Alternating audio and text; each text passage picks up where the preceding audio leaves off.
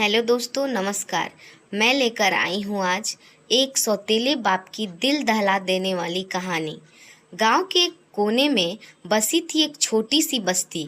मिट्टी की कच्ची झोपड़ियाँ, टूटे फूटे रास्ते और हर घर में कोई न कोई कहानी दबी हुई थी। ऐसे ही एक झोपड़ी में रहती थी 14 साल की महिमा, अपनी माँ शीतल और सौतेला बाप मोहन लाल के साथ। महिमा के असली पिता एक ईमानदार मजदूर थे, जिनकी अचानक हुई मौत ने शीतल की दुनिया उजाड़ दी थी।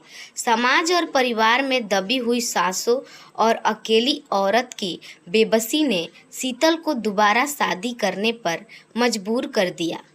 कुछ ही महीनों में शीतल की शादी एक मोहन लाल से हुई, जो बाहर से शरीफ लेकिन अंदर से एक नंबर का दरिंदा निकला।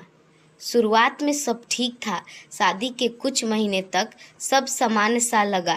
मोहनलाल महिमा को बेटी कहकर पुकारता था, स्कूल भेजने की बात करता और मोहल्ले वालों के सामने अच्छा बनने की पूरी दिखावा करता था। शीतल को लगा शायद उसकी जिंदगी की गाड़ी अब पटरी पर लौट रही है, लेकिन जब अंधेरे ने रोशनी को निगलना शुरू किया, तब शीतल को समझ आया कि जो बाहर से चमकता है वो अंदर से कितना सड़ा हो सकता है। एक रात जब शीतल पड़ोस में एक बीमार औरत की देखभाल करने के लिए गई थी, महिमा अकेले घर पे थी। रात के करीब 10 बजे मोहनलाल शराब के नशे में धुत घर लौटा। महिमा उसे देखकर सहम गई। वो धीरे धीरे उसकी ओर बढ़ा और बोला, बेटी, नींद नहीं आई? महिमा चुप रही। डर के मारे उसकी आंखें फैल गई।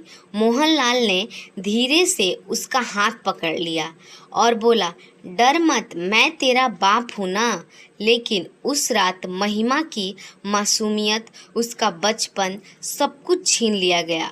उसकी चीखें मिट्टी की दीवारों में दब गई और उसकी आंखों में डर का अस्थायी घर बन गया। जब शीतल लौटी, महिमा उसकी गोदी में लिपटकर बहुत रोई, लेकिन उस उम्र में उसके पास वो शब्द नहीं थे जिनसे वो अपना दर्द बता सके। वो सिर्फ कहती रही, माँ, मुझे डर लगता है, मुझे नींद नहीं आती। शीतल समझी नहीं कि उसकी बेटी किस दर्द से गुजर रही है। जब धीरे धीरे महिमा की हालत बिगड़ने लगी, वो चुप रहने लगी, पढ़ाई से भी बहुत दूर होते गई, दोस्तों से भी कट ऑफ कर लिया। तब भी शीतल सोचती रही कि शायद ये किशोरावस्था का असर है। मोहनलाल का व्यवहार बाहर वालों के लिए उतना ही मीठा था जितना अपने घर में कड़वा। हर रात महिमा के लिए एक बुरे सपने जैसी हो गई थी। मोहनलाल का वैसी चेहरा, उसकी बदबूदार सांसें और दरिंदगी भरी हरकतें महिमा को अंदर से तोड़ रही थी। वो चाहकर भी किसी से कुछ नहीं कह पाती थी, न माँ से, न स्कूल में किसी से। कई बार वो सोचती, मैं क्यों जिंदा हूँ। एक बार तो वो कुएं के पास खड़ी हो गई, कूदने ही वाली थी कि एक छोटी बच्ची की हंसी सुनाई दी और उसने खुद को खींच लिया। महिमा ने खुद को मरने नहीं दिया, शायद उसे अभी भी माँ पर भरोसा था। एक दिन शीतल बाजार से लौट रही थी। उसने देखा झोपड़ी का दरवाजा अंदर से बंद है। उसे कुछ अजीब सा लगा। उसने खिड़की से झांका और जो देखा, उसकी आत्मा कांप उठी। मोहनलाल महिमा को नोच रहा था। महिमा की आंखों में आंसू थे, लेकिन आवाज नहीं। शीतल ने गुस्से और डर से दरवाज़ा तोड़ दिया और अंदर पहुंच गई। उसने महिमा को खींचकर अपने पास लिया और मोहनलाल को धक्का दिया। महिमा की माँ गोद में लिपटकर चीख पड़ी, माँ, तुमने मेरी बात पहले क्यों नहीं सुनी? शीतल पत्थर की तरह जड़ हो गई थी। उसे समझ नहीं आ रहा था कि वो किसे दोष दे, अपने मजबूरी को, समाज को या खुद को। अगले ही दिन शीतल ने थाने जाकर शिकायत की।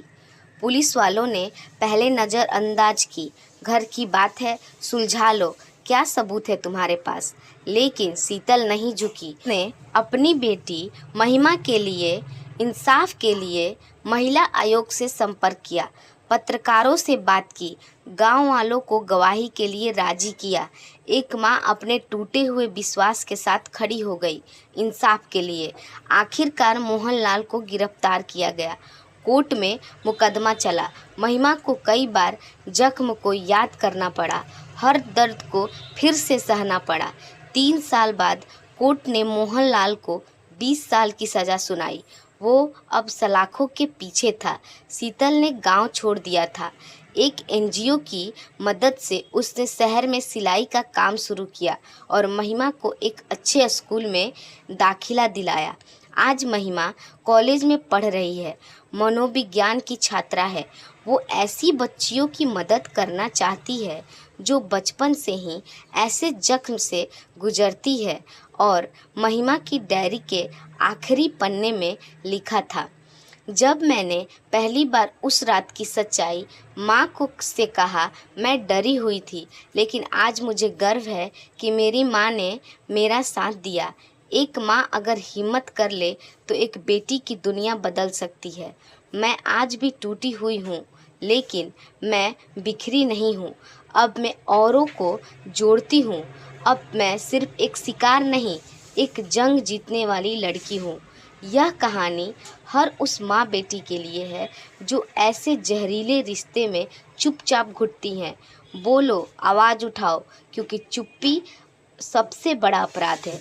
दोस्तों, उम्मीद है यह कहानी आपके दिल को छू गई होगी। अगर कहानी अच्छी लगी हो तो हमारे वीडियो को लाइक करें और चैनल को सब्सक्राइब करें। धन्यवाद।